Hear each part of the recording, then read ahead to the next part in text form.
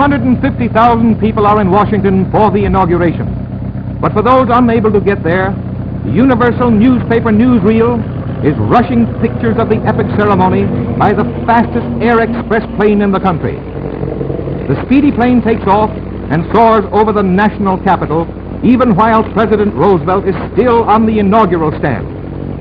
At 230 miles an hour, the record-breaking air express whisks its historic freight to the screen, arriving at New York while newspaper wires are still hot with the story of the great event, and while the radio still roars with acclamations for the new president. At the airport, a fast car with police escort is waiting, and the film is transferred almost as soon as the plane touches the ground. No bet is overlooked in the race against time to serve the newsreel public, and the Universal Newspaper Newsreel is establishing a record for speed. Here they come, on the last lap. And here it is, the beginning of the greatest drama in American affairs, the creation of a new chief executive.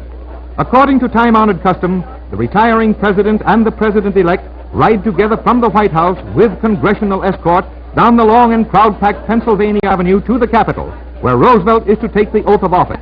Enthusiasm is at its height. Never was there such a joyful, jubilant, yelling, applauding inauguration crowd. Roosevelt is the nation's idol here today.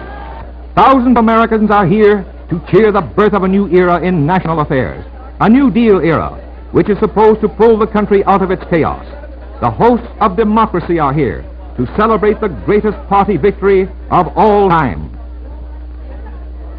And now everything is ready for the big moment. Chief Justice Hughes of the United States Supreme Court prepares to administer the oath of office to Franklin D. Roosevelt, making him the 62nd president.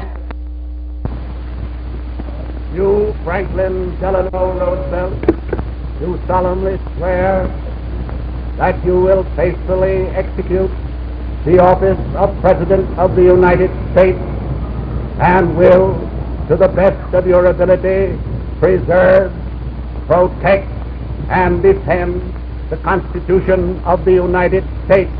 So help you God. I, Franklin Delano Roosevelt, do solemnly swear that I will faithfully execute the office of President of the United States and will, to the best of my ability, preserve, protect, and defend the Constitution of the United States. So help me God.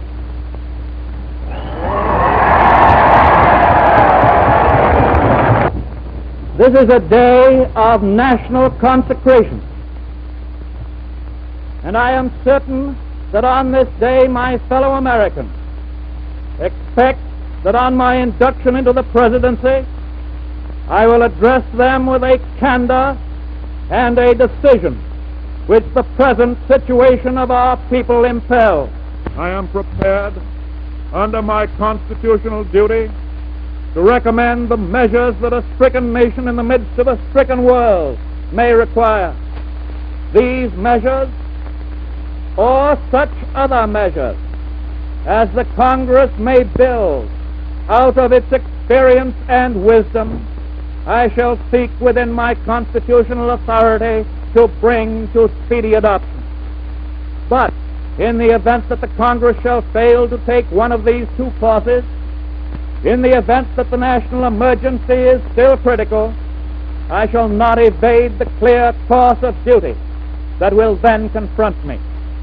I shall ask the Congress for the one remaining instrument to meet the crisis: broad executive power to wage a war against the emergency as great as the power that would be given to me if we were in fact invaded by a foreign foe.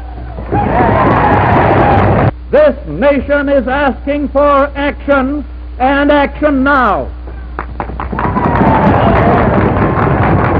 In this dedication of a nation, we humbly ask the blessing of God.